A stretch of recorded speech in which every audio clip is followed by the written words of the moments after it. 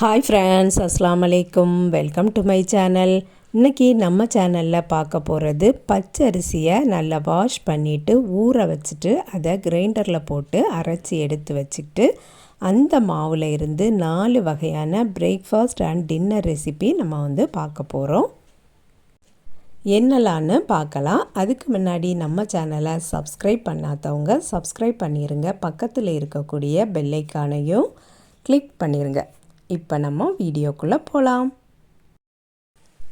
இந்த பச்சரிசி நான் 1 கிலோ அளவு எடுத்திருக்கேன். இதை நல்லா வாஷ் பண்ணிவிட்டு ஊற போட்டுடலாம். 4 மணி நேரம் ஊறினதுக்கு அப்புறமா அதில் இருக்கக்கூடிய தண்ணீரை வடிகட்டி எடுத்து வச்சுருக்கேன். இதை இனி நம்ம கிரைண்டரில் போட்டு அரைச்சி எடுத்துக்கலாம். இப்படி நம்ம அரைச்சி எடுத்து வச்சுக்கிட்டோம்னா இதிலையே 4 வகையான பிரேக்ஃபாஸ்ட் நம்ம பண்ணலாம். ஆப்பஞ்சுடணுன்னா நம்ம தனியாக தான் அரைச்சி வைப்போம். தோசைக்கு, இட்லிக்கு அதுக்குமே நம்ம தனியாக தான் அரைச்சி வைப்போம். இந்த ஒரு மாவுலையே நம்ம 4-5 ரெசிபி நம்ம பண்ணலாம். ஆனால் நான் இந்த வீடியோவில் 4 ரெசிபி தான் பண்ணியிருக்கேன். மாவு நல்லா அரைஞ்சாச்சு. இந்த மாவில் நம்ம உப்பு எதுவுமே போடக்கூடாது. இந்த மாவை இப்போ நம்ம வேறு ஒரு பாத்திரத்தில் மாற்றிடலாம்.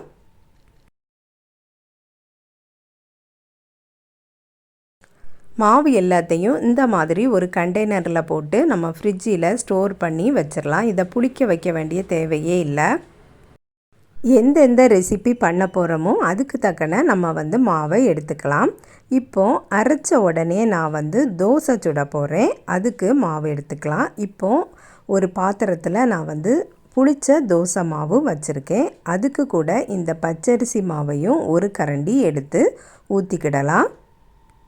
தோசை மாவு குறைவாக இருக்கக்கூடிய நேரங்களில் இந்த பச்சரிசி மாவையும் சேர்த்து நம்ம தோசை சுடலாம். தோசை மாவு நல்லா புளிச்சிருந்தனா தோசையும் புளிப்பாக தான் வரும். அந்த மாதிரி நேரங்களில் இந்த பச்சரிசி மாவை நம்ம சேர்த்துடலாம். இந்த பச்சரிசி மாவில் நம்ம உப்பு போடலை. அதனால் கொஞ்சமாக உப்பும் போட்டுட்டு கொஞ்சம் தண்ணீரும் ஊற்றி நம்ம மிக்ஸ் பண்ணிடலாம். இனி பச்சரிசி மாவை க்ளோஸ் பண்ணிவிட்டு இதை நம்ம ஃப்ரிட்ஜில் வச்சிடலாம். தோசைக்கல்லை அடுப்பில் வச்சுட்டு அதில் நல்லெண்ணெய் அப்ளை பண்ணிவிட்டு உங்களுக்கு எந்த மாதிரி தோசை வேணுமோ அந்த மாதிரி நீங்கள் ஊற்றி எடுத்துக்கிடலாம். முறுவல் தோசை வேணும் அப்படின்னா முறுவலாட்டு நம்ம சுட்டுக்கிடலாம். இல்லைன்னா நெய் ஊற்றி நல்லெண்ணெய் ஊற்றி அந்த மாதிரியும் சுட்டுக்கிடலாம். இல்லைன்னா கல் தோசையாட்டும் சுட்டு எடுத்துக்கிடலாம்.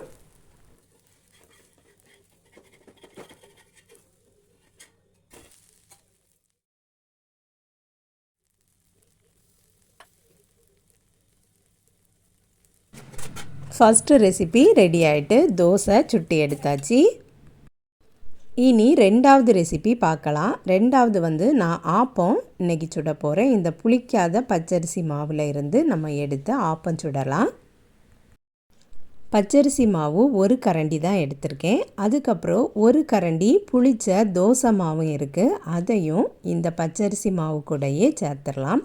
புளிச்ச ஆப்ப மாவு இருந்தாலும் கூட சேர்க்கலாம். மாவில் உப்பும் போட்டுட்டு சோடா உப்பும் போட்டு மிக்ஸ் பண்ணிடலாம்.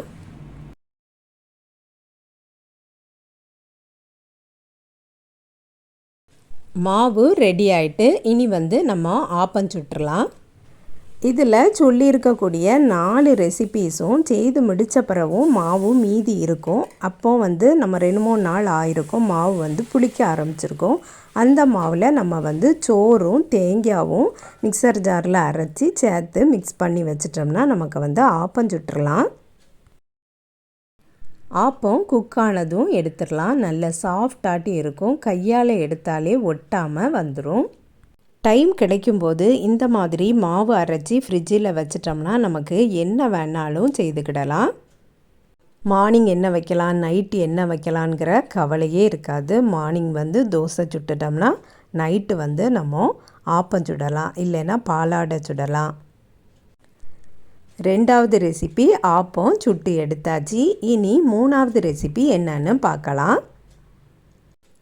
ஒரு மிக்சர் ஜார் எடுத்து அதில் ஒரு முட்டை உடைச்சி ஊற்றிடலாம். 1 கப்பு தேங்காய் பால் ஊற்றிடலாம். அதுக்கப்புறம் உப்பு போட்டுக்கிடலாம். இனி நம்ம அரைச்சி வச்சுருந்த பச்சரிசி மாவை தேவைக்கு நம்ம வந்து எடுத்துக்கலாம். நான் வந்து 3 கரண்டி மாவு எடுத்திருக்கேன். மாவை ஃப்ரிட்ஜில் வச்சுட்டு இனி மிக்சர் ஜாரில் இருக்கிறத நல்லா அடித்து எடுத்துக்கலாம். இப்போ செய்ய போகிற ரெசிபி வந்து பாலாடை. மாவு நல்லா அரைச்சி எடுத்தாச்சு. மாவை வேறொரு பாத்திரத்தில் மாற்றிடலாம். மிக்சர் ஜார்லேயும் தண்ணி ஊற்றி அலசிக்கலாம்.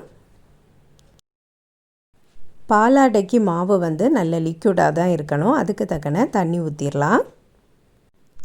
இனி பாலாடை சுடக்கூடிய ஒரு பேன் அடுப்பில் வச்சுட்டு நல்லா ஹீட் ஆனதும் ஒரு கரண்டி மாவு எடுத்து இந்த மாதிரி ஊற்றி விட்டுறலாம்.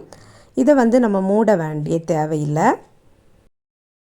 இதே மாவை நம்ம ரெடி பண்ணிவிட்டு ஒரு நேரம் இந்த மாதிரி பாலாடை சுட்டுட்டு ஒரு நேரம் ஜாலர் சுடக்கூடிய அந்த அச்சிலையும் ஊற்றி சுடலாம். நெய் ஊற்றி சுடும்போது அதுவும் இனி ஒரு ரெசிபியாட்டு நமக்கு மாறிடும்.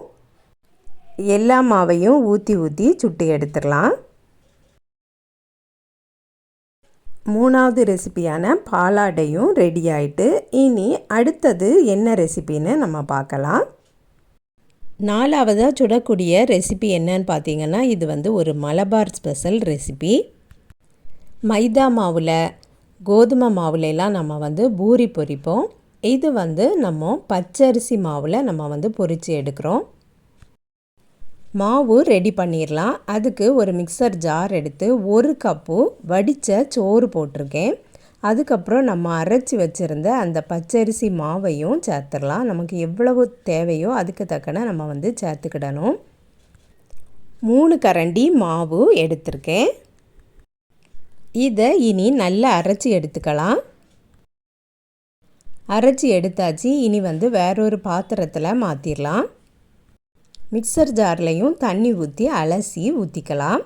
இந்த மாவு வந்து இட்லி மாவு மாதிரி நல்ல திக்காட்டும் இருக்கக்கூடாது, தோசை மாவு மாதிரி லூஸாட்டும் இருக்கக்கூடாது. ரெண்டுக்கும் இடையில இருக்கணும். இதுக்கு உப்பும் போட்டுக்கிடலாம்.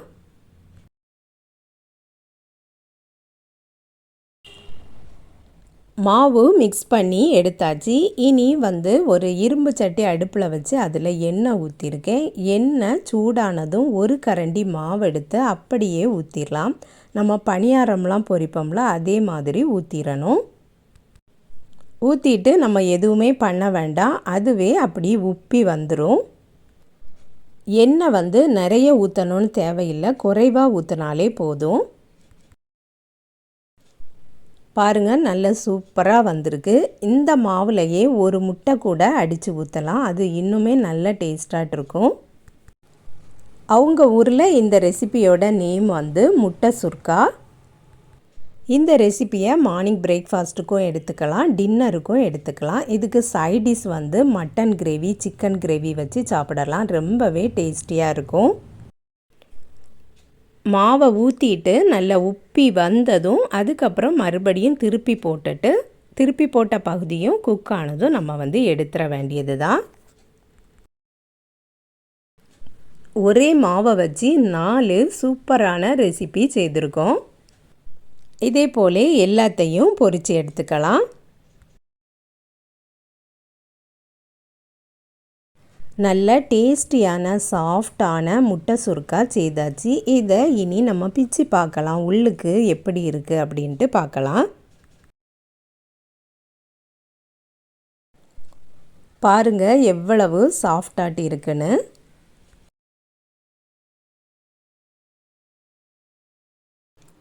இது நல்ல சூடாட்டிருக்கு. இதை நம்ம இப்போ ஓப்பன் பண்ணி பார்த்தோம்னா உள்ளுக்கு இந்த ஆப்பத்தில் சென்டரில் இருக்கும்ல அதே மாதிரி இருக்கும். நல்ல சாஃப்டாட்டு இருக்கும். நீங்களும் கண்டிப்பாக இதை ட்ரை பண்ணி பாருங்கள்.